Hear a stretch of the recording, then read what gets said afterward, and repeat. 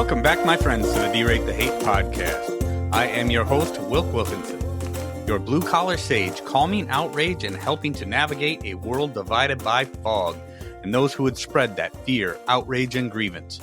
Each week, I'm sharing stories from my path and using the power of conversation and collaboration with my many great guests. Together, we chart a course toward understanding, bridging divides, and fostering a community where wisdom prevails over discord. Friends, it really is about bettering the world one attitude at a time. We did not create the hate, but together we can derate the hate. The only good thing about a bad attitude is we have the ability as individuals to change it. For me, it starts with gratitude and personal accountability. I am so incredibly grateful that you have taken the time to join me for another powerful DTH episode. Please remember to subscribe and share the DTH podcast with your network of friends.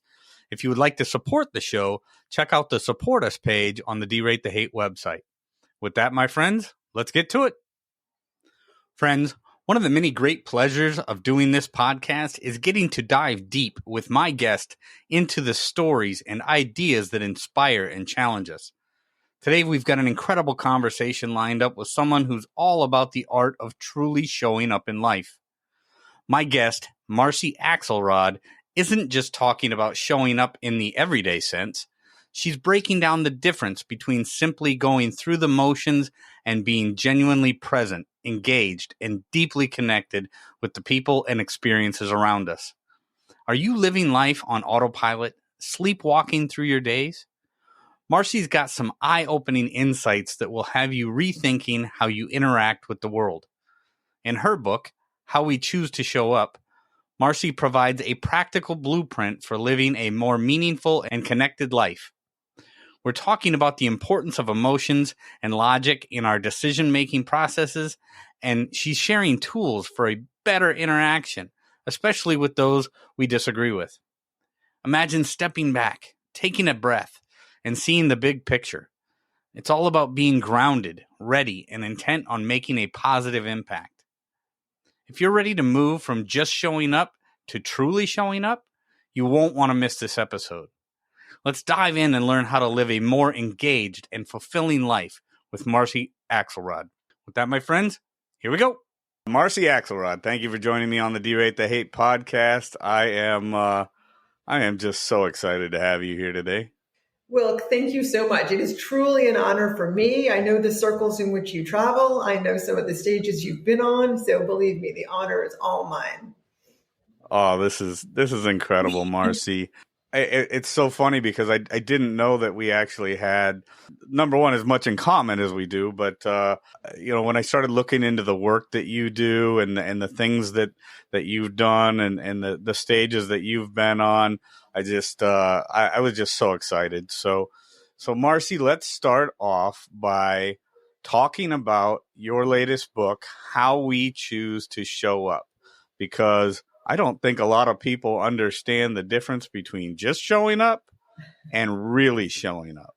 Right. So do me a favor and or truly showing up, I guess I should say, right? Yeah. Tell me, and more importantly, tell the DTH listeners, Marcy, what is the difference between just showing up and truly showing up? Love that question, Wilk. Thank you so much. So ever notice that sometimes you just, you get up and you go through the motions and you interact with some of the most important people in your life, but you kind of do it in the same way that you've always done it. You kind of go to work and come home, and that is just showing up. My research shows that 80% of us just show up 80% of the time. If I'm going to put one word on this, Wilk, the word is autopilot. Mm-hmm. Other podcasts, mailing it in. What? Mailing it in. Phoning it in. That's exactly right. On other podcasts I've been on out of London and South Africa, I've heard words like sleepwalking. Marcy, you need a stronger word. It's not autopilot that people are doing. We are sleepwalking through life and we don't even know it. And it's an atrocity. And that's why so many of us will feel that we're searching for something more. We're searching for meaning. We're searching for the moments with the people we care about most to really be felt deeply by us and by them. Right? There's a reason that Vivek Murthy, our 19th and 21st Surgeon General of America, wrote a book not about obesity, not about cancer. Look, his book is about loneliness. It's called Together. So we have a disconnection crisis, but really what's going on is it's a just showing up crisis. And I'm going to share with you through science and psychology how this works and what to do about it. That is great because, well, as you said, 80% of us are just showing up 80% of the time. That is one of these things that, Marcy, one of the things that I've talked a lot about on this podcast is people's lack of purpose. People, they fall into these ruts where they just don't know what it is that they're supposed to be doing, what it is they want to do. So whatever it is they are doing, again, they're just mailing it in. They're just showing up and just not feeling it, not feeling what they need to feel complete at the end of the day. They're going, they're getting it done. They're doing just enough to get by, just enough to not get in trouble, just enough to put food on the table. But at the end of the day, they don't feel that sense of purpose. So what do? Right. And the thing is, we know this, people are aware of this, and we're deeply unhappy about it. We're unhappy about the disengagement that we feel. We all want to feel more engaged. We want to be moved by the shapes of the clouds and that stunning flower that's in front of us. And yet we're not. We're not. And there are a lot of reasons why we're not. And at the right time, I'd be happy to list some of them, but a lot of them are kind of obvious. Oh, for sure. No, I love that. I love the way that you explain that. I mean, the shapes of the clouds and that flower. One of the things I used to talk about a quote, Marcy, that I saw that meant a lot to me. And it says, some people will look at a field full of weeds and pick out the one single beautiful flower that's there. And the other person will look at a field full of flowers and just see that one ugly weed that's out there. Right. And it comes down to perception. How do we perceive the things of beauty around us? And what are we going to be grateful for? Are we going to look for the things in this world to be grateful for and appreciate the forms of the clouds above us and the shapes that they might make and just the beauty that God has put on this planet for us? Or are we going to be that person that sees that ugly weed? Tell me about the things that you talk about, Marcy, that make those things of beauty stand out for the average person. Right. Absolutely. So many ways I can take this. So the book has a lot of neuroscience that explains why we don't feel the awe when we look at the person who we deeply love and choose to spend the rest of our lives with, or why we don't feel the excitement when we walk in to do that job that we really wanted and know that we can really do an exceptional job at. So attention, you mentioned attention. We have two systems of attention. In fact, all mammals are born with two hemispheres in our brain. Have you ever thought of why? Why do we have two parts? And why is the thing that's supposed to connect them, actually it exists to impede what goes back and forth? So it turns out when we evolved, we needed to do two things. One is we needed to grab and get the food to feed ourselves, right? But we also had to not be dinner for the predators around us. Ideally. So think about that. And by the way, this is the work of Dr. Ian McGilchrist. He's quite well known for this, and he's a psychiatrist in the UK. And his two books, if your listeners want to grab it, I mean, they're highly intellectual and deep. And I summarize it all, but his books are The Matter with Things and the master and his emissary. And if you want, I can give you this and you can put it in the show notes. But I turn his science into a practical day-to-day blueprint. So essentially, when we need to feed ourselves, what are we doing? We're saying there's a rabbit over there, right? Or even like there's a berry on the bush. It's a teeny berry. And we need to focus on it. And it is this narrow, teensy little thing. And we want to manipulate mostly our right arm, and we want to grab it, and we want to get it. We want to have power over it. And when we're looking at it and going to grab it and get it, that's all that exists. We aren't thinking about the poetry or the waves of the ocean or what we're going to do the next day or the other. We're thinking about that one thing, and nothing else matters. Okay. We're not going to learn anything new. We're not going to hear what might be music in the background. We're focused on one thing, and the rest of the world is gone. And a lot of us spend most of our day in that mode. It's our left hemisphere's grab it and get it mode, and it is certain about things. It knows for sure. I don't need to listen to anything that you say, because that's a berry on the bush, and I'm going to grab it and get it, and that's all that matters. And this is the political divide that we have. And this is all the wars that we have. And this is your you. And not only can I decide that you're not like me, I can decide that I hate you. And it's over here. Mm-hmm. And by the way, anger lateralizes left. We're talking left hemisphere here. And it's also abstract, because maybe the bush is moving in the breeze, but we don't give a shit. We don't care about that. We just want to grab it and get it. So it doesn't matter that there's a dynamism to life and that life is exciting and that maybe there's this amazing beauty to how the sun is hitting the berry. We don't care. We want to grab it and get it and have power over it. And a lot of our relationships are like that. People are kind of objects. You're in my way. I know when I walk into that meeting at 10 a.m., Joe's going to have his opinion and he's going to try to talk the whole team into not doing what I think is best. And he's an object. Right. And we need to somehow manipulate the world for our benefit. That's the left hemisphere. When you are relaxed and the music is moving you, or you see someone and you feel like, I am so grateful for that person or that thing, or you feel the warmth of the sun, that's over here. That's the right hemisphere. Wilk, it's the only one that can feel the emotion on your face right now. This is the hemisphere that cares about you.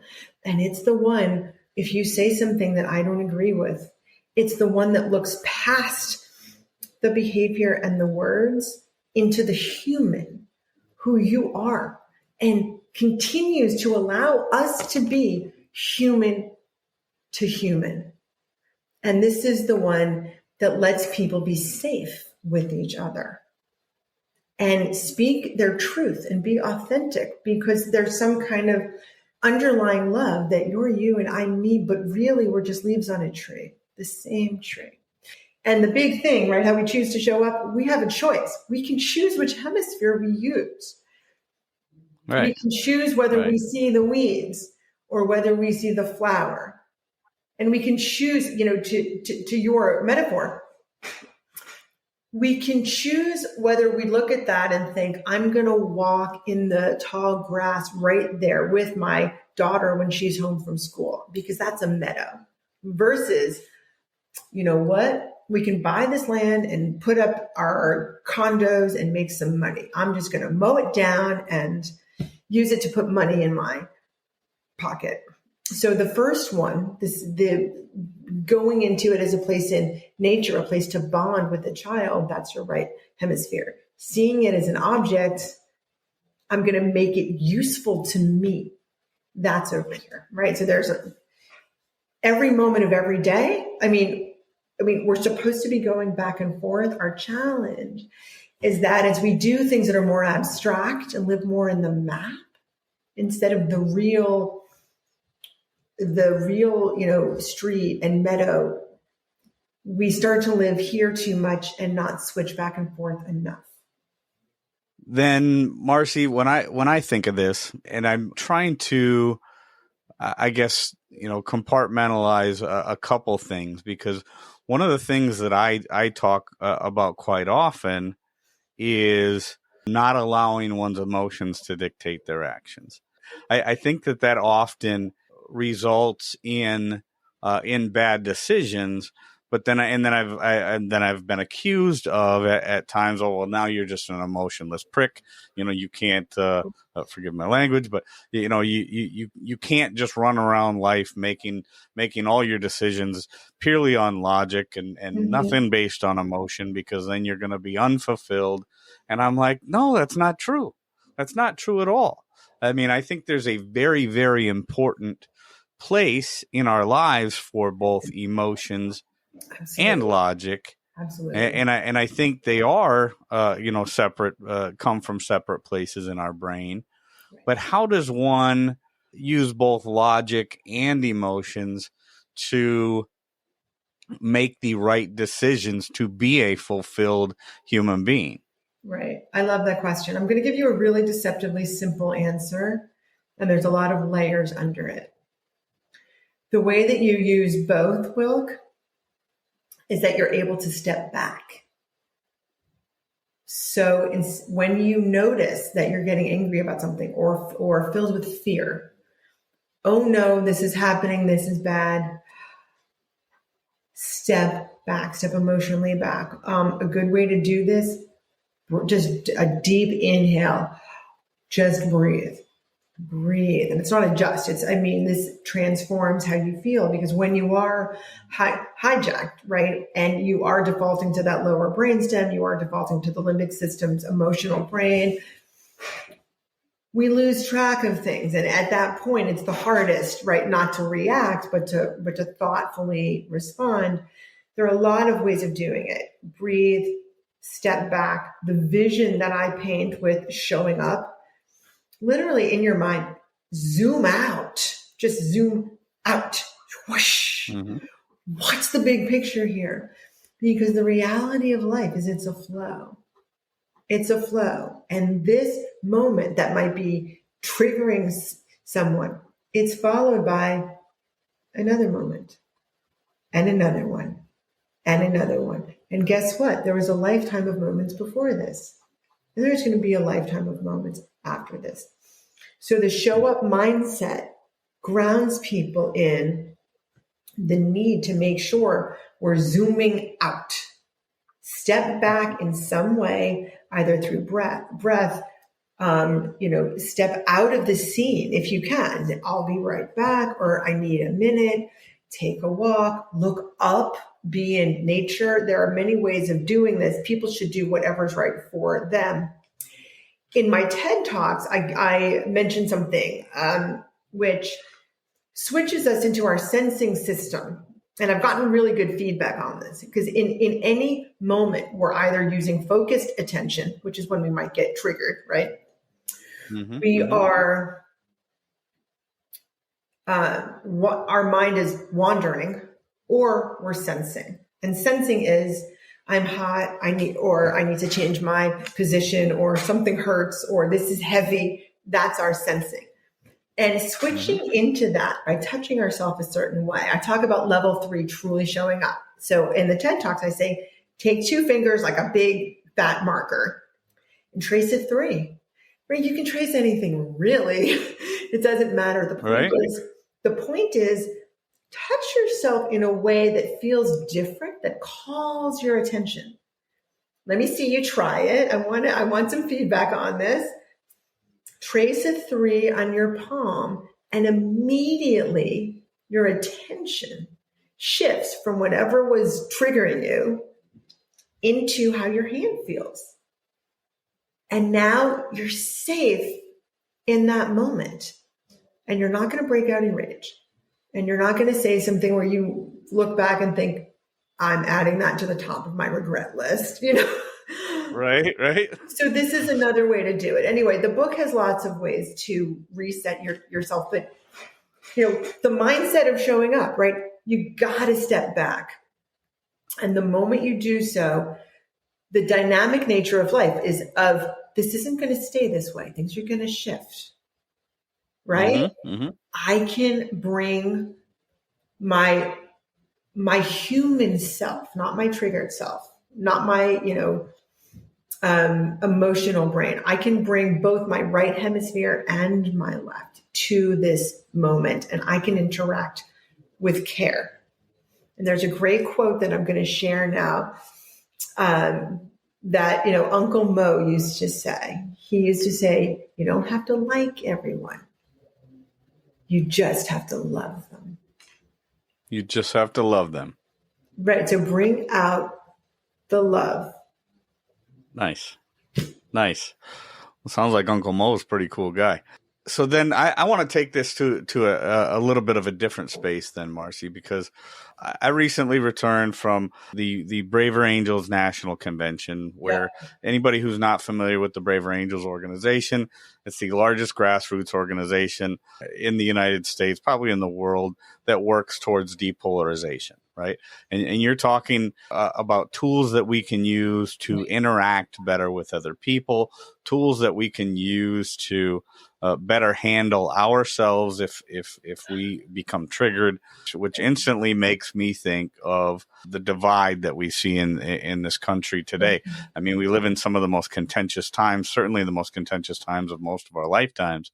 And so when I think of that, and I think of the work that I do with the Braver Angels organization and trying to bring people together, trying to bridge the divide, trying to mend the chasms that are plaguing our nation, I want to know how we can use the tools within your book then, Marcy, to help, right? I mean, because right now, so I'll just tell you a little bit.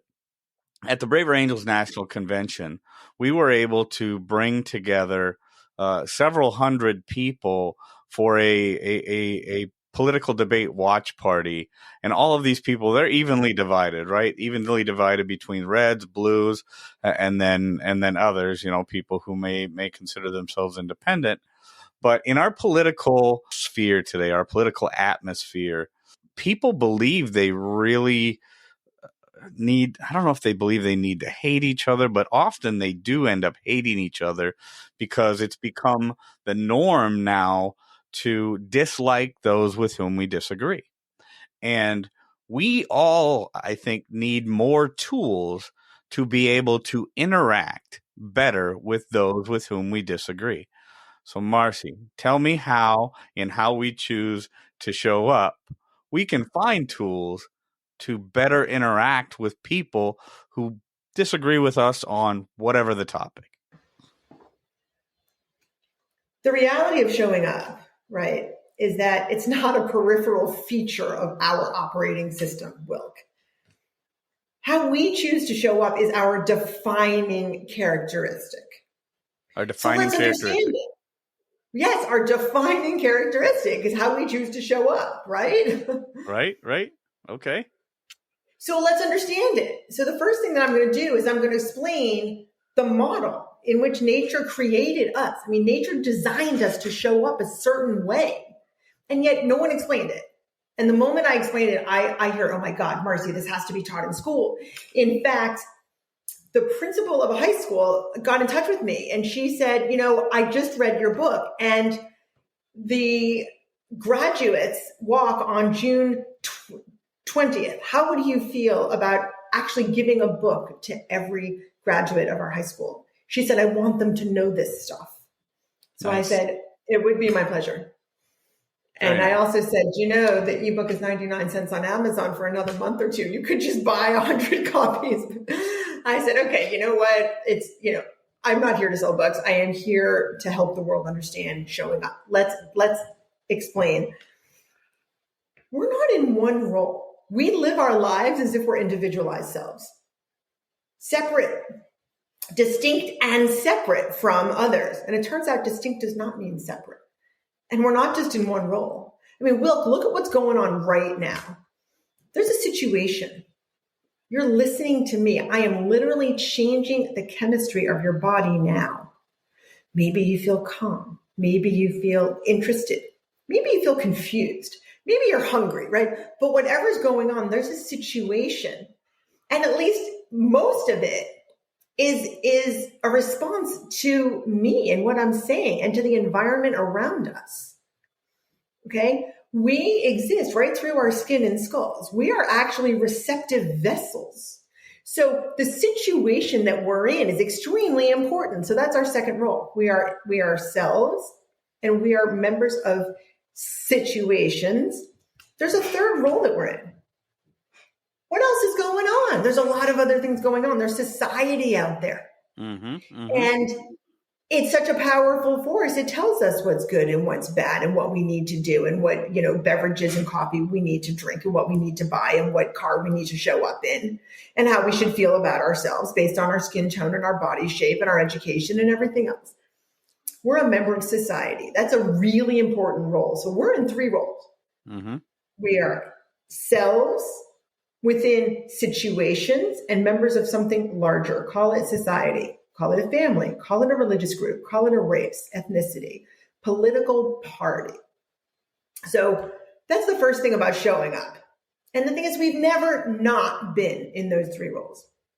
When we were living in caves, we were still individualized selves within a situation, the cave or wherever it was, and a member of a tribe, or, those three things always existed. I could get into definition of each because there's a really important distinction about what is a self. Most of us actually get it wrong. There's a small s self and a big S self. But we can get back to what that is. What a situation is, it's this alive, reverberative process. You feel me and I feel you. If you're outside, you're feeling the air, the wind, the waves, the traffic, the noise. It's always changing who we are. And then what society is, we also need to define exactly what that is, because it turns out it has a far bigger impact on us. In fact, it defines so much about us. So I'm going to put those three on the side because I want to stay at the level of what is the model. So far, we have three roles. There's a skill for each role. How do you be a good self? You be grounded. This is such common sense. Grounded. Know who you are. Know why. What came from a genetic thing? What came from people who modeled things for us? What came from fears that we have deep inside? What came from a traumatic event? Be grounded, know who we are. It's the only way to actually choose. Which part of this do I want to bring into this next moment that I'm going to live, into the situation right now? Okay, so grounded in ourselves, readiness is the skill for our situations, and connectedness with intent to serve is the skill for our societal role. Okay, self-grounded, situationally ready, societally connected with intent to serve. Beautiful. And I actually put a word on that third one, all-telligent, because intelligence makes no sense. We don't succeed because all the knowledge and skills that we need, it's all inside of us. We know everything. No way. No. In action, all the skills and knowledge that we need to succeed in life, Wilk, it's in others, it's in books, it's in nature, it's in the universe, it's in God, it's in a lot of different things. So that's why the word that I put on the skill for our societal role is actually all-telligence. Nice. So there's a model for this. I don't want to confuse anybody. There's actually a model. Here's our three, and I can give you this to put up. Here's our three roles. Here's the three skills. And then, of course, there's red through green. There's a level, 1, 2, 3. Level 1, which I've got in the red here, is being barely there. We all know when we're showing up that way. We're angry, we're pissed, we're tired. We just really could give a crap. Or we're sick or bereaved. Like, there are real reasons to be barely there. I mean, burned out. The middle is the orange of the continuum, just showing up, which 80% of us do 80% of the time. And then the green is truly showing up. And they in the green, right? You've got some level of readiness, you've got some level of grounding, and you've got some level of connectedness with intent to serve, right? And maybe you wake up that way each day. Like, the morning folk among us, like we wake up and like we're in the green, but then throughout the day, we get tired or burned out or frustrated or God, this is harder than I thought, or I'm late or the traffic, and then we move down. Showing up, the show up continuum is a permission system. We move up and down that all day long. You have permission to slip into the red. You have permission then to say, wow, I don't like being so damn pissed off. I'm going to go reset myself because I want to look at these people and be able to hear what they're really saying to me. Mm-hmm. So we all move up and down that all day long. And you can look around right now. You're like, that person's in the orange. I see it now. They're just getting stuff done. They're going to miss out on the rest of what's going on because they're just showing up. And if they're a little late, as we know from the experiment of the Good Samaritan, someone might be buckled over in pain. But if you're late for something, you're going to walk right on by and not even see them. That's just showing up. Mm-hmm. Left hemisphere focused. So you can look around and notice who's where. And in fact, it's a really fun thing to do. You just go and take a walk. That person's in the green. Look at that smile. Look, I think he just gave her a compliment. Look at that. They're appreciating each other. They're open. They feel emotionally safe. That's in the green. And then you look at someone who's angry or pissed or just like not paying attention. They're on their phone, walking down the street. That's just showing up. Mm-hmm. And they're going to miss out on a chance to say hi to someone, on a chance to do something kind for someone, on a chance to just walk into whatever they're doing next in an open-hearted, all-intelligent way. Mm-hmm. Mm-hmm. Anyway, so it's a fun game. We can notice it in others. And the more we think about it, the more we just naturally notice ourselves. Oh my God, I've been orange like all day. How did I like wake up in the orange? I didn't sleep well, drank too much last night. And then you can start to plan, like, what's the most important part of my day? Who do I want to truly show up for? And how do I want to truly show up? And that's when you can reset yourself, reset your body, reset your mind, zoom out to the big picture. What's going on, right? This conversation that I'm about to have with this person can be a life-changing thing.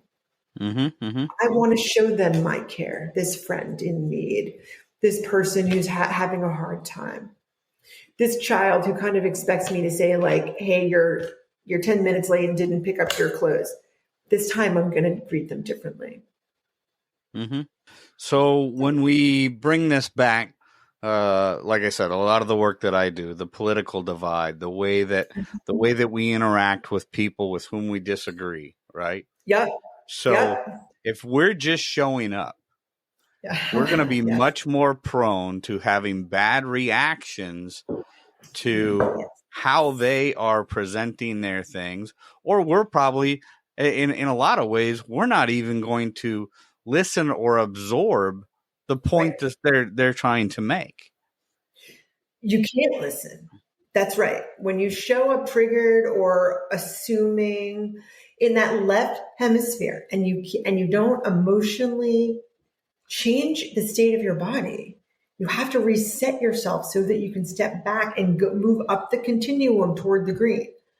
Or you know what? They're just a berry on the bush and all you can do is try to have power over, grab and get. You're totally missing that that's a human and that guess what? You both love your children. Mm-hmm. And you both want them to be safe and you both want them to do well in this world. And maybe you can kind of bond over that and you both want to be healthy, right?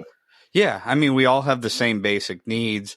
We just have to remember that even though we don't agree on certain things and you know, like I said, a lot of times right now it's politics, but it could be anything that's got us divided.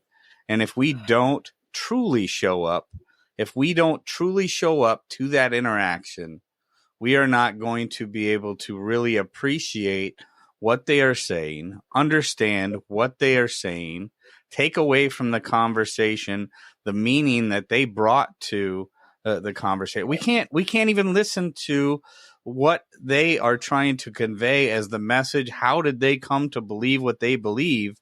And if we can't absorb or take in how they came to believe what they believe, right, we've got no chance of ever bridging that divide. That's exactly right. That's exactly right. And listening doesn't get you there. You actually have to hear. Exactly. And I love that you shifted and brought in the word absorb. I love that. Because we are designed, part of how nature designed humans to show up is to absorb the outside world. But the point I'm making with this is we're not designed to show up cut off and judgy, right? Making assumptions. I don't like that person because they don't want me to be able to carry a gun. I don't like that person because they think that women should have a right to choose to have an abortion, right? Instead, we are designed to feel what they feel. Oh, wow, that person's feeling a little bit of stress right now. I wonder why. Maybe I can ask them how their day is going. Maybe I can offer them a cup of water. We're designed to care. And it turns out there's a reason that tribes, when we were evolving, tribes got to about 125 people. And then after about 125, throughout thousands of years, the tribe split. It just split. And it was two. Do you want to know why? It's because we are designed to coordinate and to care. And that's how we survived. And there's actually a number of books by Nicholas Christakis about this, one called Connected and a number of others, where he explains what led society to survive. And it's all humans caring about each other. Nice. Below 125 people, not only did everyone know each other, but you could actually consider what was good for everyone else. Sure. And this is why when we hear about war and see those heart-wrenching photos on the cover of the paper or on our phones, we feel it so viscerally. It's because we're designed to feel what people feel who are all part of our tribe, who are living in the hut next to us or in the cave next to us, right? We're designed to feel because back then we knew everybody. And if the main hunters in the tribe got hurt, we weren't necessarily going to get to eat the fresh deer for maybe a month until they healed, until they got well. It really impacted us. So we are designed to care. We're designed to absorb the behaviors, thoughts, and emotions of others. So this is also the work of Nicholas Christakis. He's a physician. He's at Yale. Before that, Harvard. One of the things that I really like about this concept, Marcy, is, one of the things that I talk about so much on this podcast is that there is so much in this world that is outside of our control. There are going to be so many different things in our lives that happen to us that we cannot control. And we have an absolute responsibility as human beings to react to it in the right way. If we are preparing ourselves to deal with things and deal with things on the right level. You talk about self and how self is the first model that we've got to look at. So as long as we are taking care of ourselves and constantly sharpening the saw and making sure that we are learning new things all the time, we can prepare ourselves. We can walk into that next level, that readiness, ready for any situation. So that when it comes time to deal with all of the ugliness that's out there, all of the different things that we're fighting in this world that we're living, it's not as big a battle. And we can care about those other people that are around us. We can use the tools that we find throughout the world.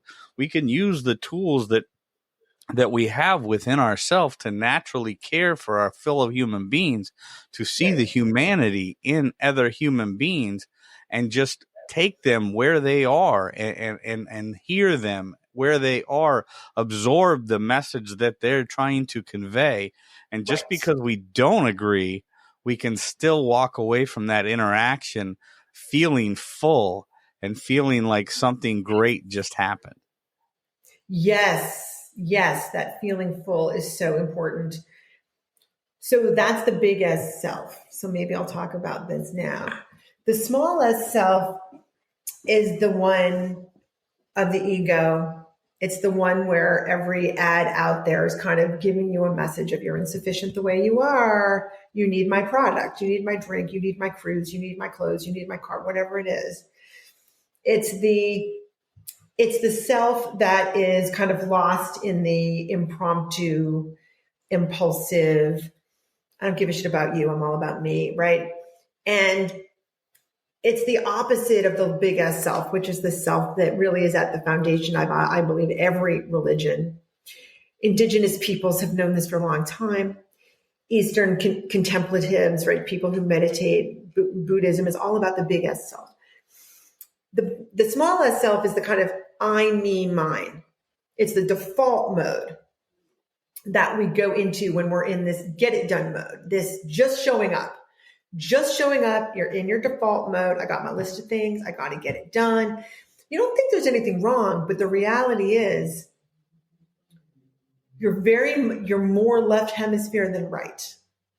You're just not going to show as much care unless you're also calm. And you're able to, while you're getting things done, be in a mode where you can also appreciate the big picture and the why. And let's face it, Wilk, the why for most of us is a who.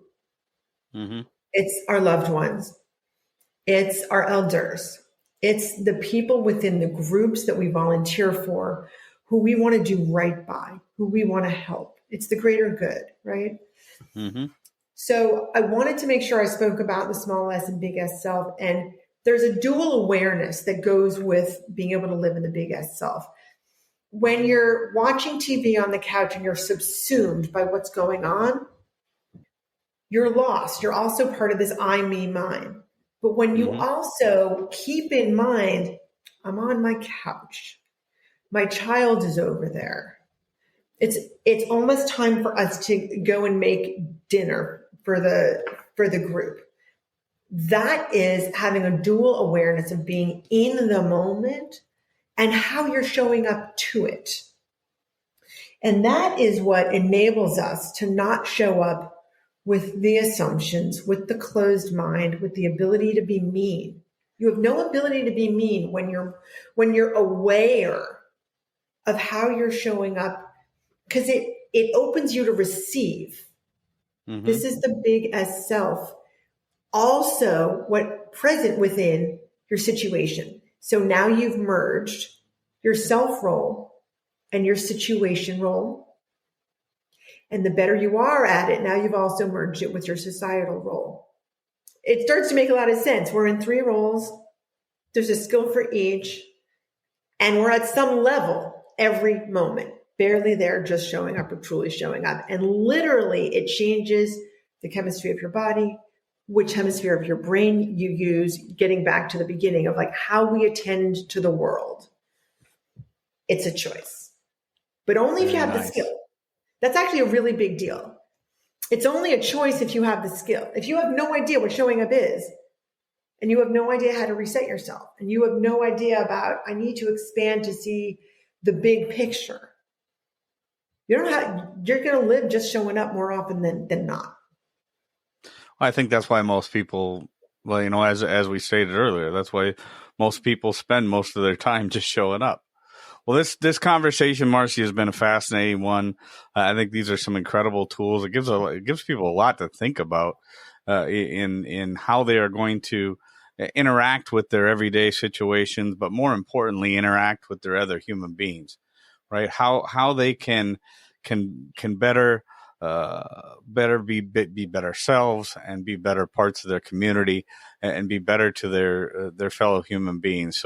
So Marcy, round out this. Tell the DTH listeners where they can go to find out more about you, where they can go to get the book, How We Choose to Show Up, and then any other closing words that you have for the DTH listeners. Yes. So the closing words are really what I want to bring it back to: meaning. Wilk, at the beginning of this call, you mentioned meaning, right? People want to feel fulfilled. We want to feel that we've lived good lives. We want to feel connected with each other. And understanding how nature designed humans to show up has a lot of answers about how to feel that life is meaningful and how to also find meaning in the basic daily things that we each have to do, some of which we don't even like. Not all of us love our jobs, but feeling that what we're doing is meaningful changes how we do our jobs. And then opportunities arise for us.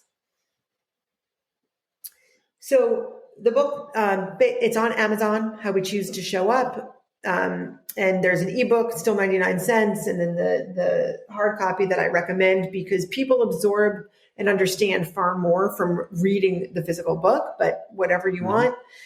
And the website, howwechoosetoshowup.com, or I'm sorry, choosetoshowup.com. choosetoshowup.com. There will obviously be links to all of this in the show notes. Marcy Axelrod, it's been a great conversation. Thank you so much for joining me on the D-Rate the Hate podcast. I do greatly appreciate you and the work that you're doing.